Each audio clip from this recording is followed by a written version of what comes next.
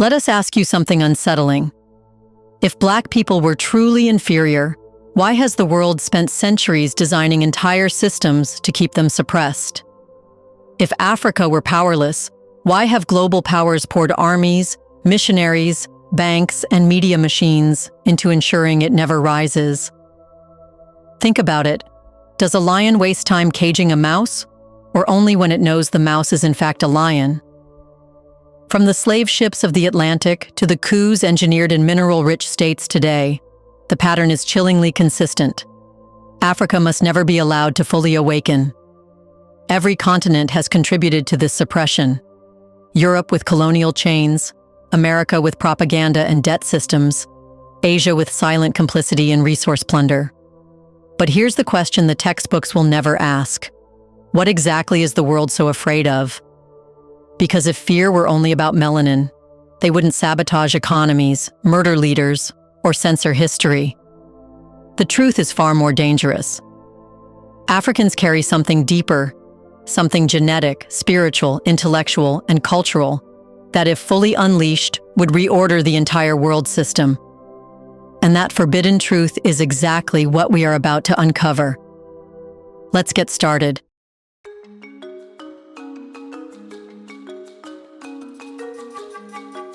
If the story of Africa were told honestly, it would not begin with poverty, famine, or war. It would begin with abundance, an abundance so great that it has shaped the destiny of the entire modern world. Take the Democratic Republic of Congo. Beneath its soil lie cobalt, coltan, uranium, diamonds, and gold in quantities so vast they could power industries, armies, and technologies for generations to come. Reports even speak of strange new minerals, like stones capable of lighting a bulb without wiring, storing electricity naturally. Locals call it vibranium, borrowing from Marvel's Black Panther, because sometimes fiction hints at realities too strange for news headlines. Yet what do we see in the Congo's daily life? Poverty, militias, child miners with bleeding hands, and foreign companies shipping out resources while locals die in silence. 6 of the world's 10 fastest-growing economies sit in sub-Saharan Africa, and yet their newspapers carry stories of debt, coups, and economic instability. Why? The answer is not accidental. It is systemic. Western corporations, and let's be blunt, Eastern ones too, have admitted behind closed doors that chaos in Africa is profitable. A leaked corporate meeting concerning Mali revealed how companies worked to block Chinese contracts for cobalt mining. An executive admitted, "We create the chaos, then we move in and capitalize on that chaos." In other words, instability is not a tragedy for them. It is a business model. This makes the so-called resource curse look less like fate and more like design. Because if Africa managed its own wealth, the world economy would be rewritten overnight. Imagine an Africa in control of cobalt for electric car batteries, uranium for nuclear power, and gold reserves to back its own currency.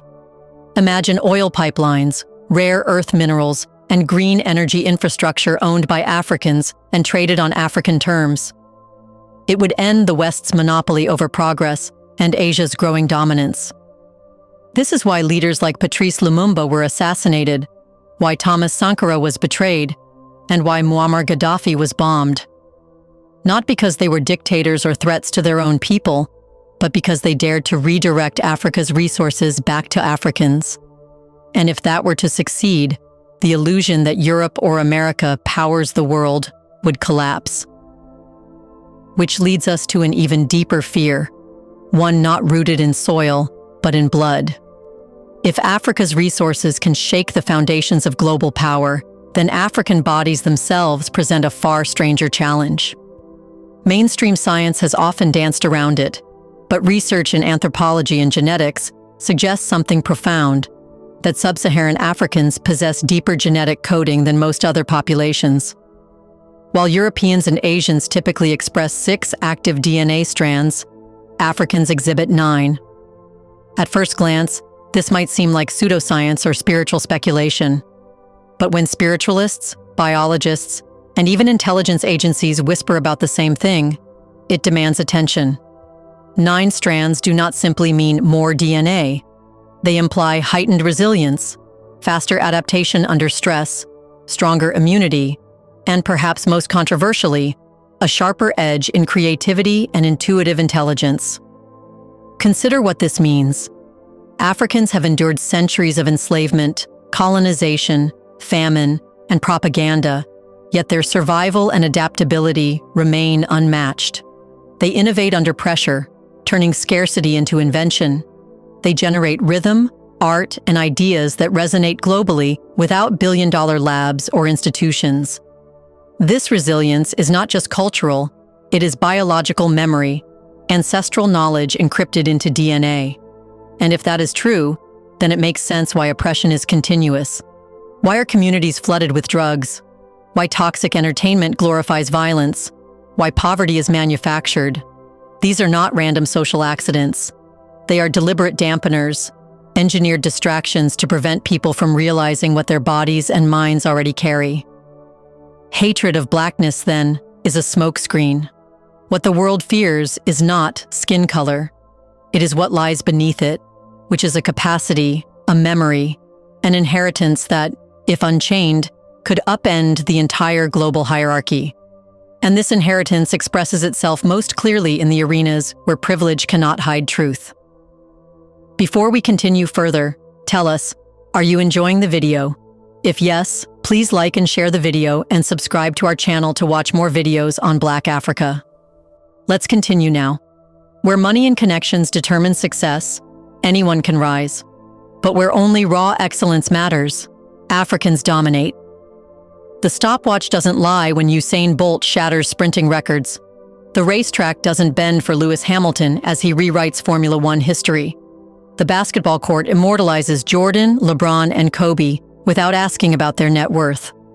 The music world still vibrates with the voices of Michael Jackson, Tupac, and Bob Marley. Even whispers about Beethoven's African ancestry remind us that genius often had roots that history tried to whitewash. The West celebrates classical music, but suppresses the possibility that one of its greatest composers carried African blood. Why? Because it disrupts the narrative that genius is European property. But athletics and music are not the only stages. Academics tell the same story. Nigerians, often studying in underfunded schools without basic infrastructure, routinely dominate spelling bees, mathematics Olympiads, and achieve the highest GPAs in US and UK universities. These are children competing against peers with advanced facilities, wealthy tutors, and systemic privilege, yet they win. Yes, Africans innovate from scarcity. They build wind-powered cars out of scrap, water generators under mango trees, and entire engines from salvaged parts. If the Western world were forced to survive under Africa's conditions, it would collapse within a week. The fear, then, is not just about what Africans already achieve. It is about what they would become if given equal ground. The unspoken terror is, what happens when the chains break? Which brings us to the most insidious chain of all, the rewriting of education and memory. This is to ensure Black people can never strive for an equal footing. And chains need not always rattle. Sometimes they whisper through textbooks. Colonial and missionary education systems were designed not to liberate African minds, but to contain them. They trained clerks for colonial offices, not thinkers for liberation. They taught obedience, not independence. Africans were told their ancestors were pagan savages, while the true story of astronomers, architects, and philosophers was systematically erased. The Dogon people of Mali had star maps predicting Sirius's binary system long before modern telescopes. Timbuktu's libraries housed thousands of manuscripts on medicine, mathematics, and philosophy. Kush and Aksum built pyramids rivaling Egypt's, yet they are left out of classrooms. Meanwhile, Hollywood pumped the airwaves with films showing Africa as tribal, savage, or enslaved. Slave movies normalized trauma. Romantic comedies softened warriors. Gangster rap glorified death. The real curriculum of astronomy, energy, and medicinal science was buried under stereotypes. Why? Because knowledge builds confidence and power, which is de facto. It is raw and doesn't need anyone's approval. People who remember their empires no longer see colonizers as civilizers. People who recall their scientists no longer accept inferiority. Erasure ensures compliance. Awakening breeds rebellion. And every time Africans begin to remember, through Pan-African movements, Black consciousness, or cultural revivals, global systems scramble to suppress it. Which brings us to the most spiritual layer of this fear: divinity itself. The most forbidden truth is this: Africans are not feared because they are violent or dangerous. They are feared because they are divine. From hair coils that spiral like galaxies to melanin that absorbs and transforms sunlight, Africans embody a cosmic blueprint of what humanity once was and could be again. Innovation proves it. African inventors without billion-dollar funding create wind-powered cars, water generators, and even prototypes of free energy devices. They are not simply clever, they are tapping into ancestral memory.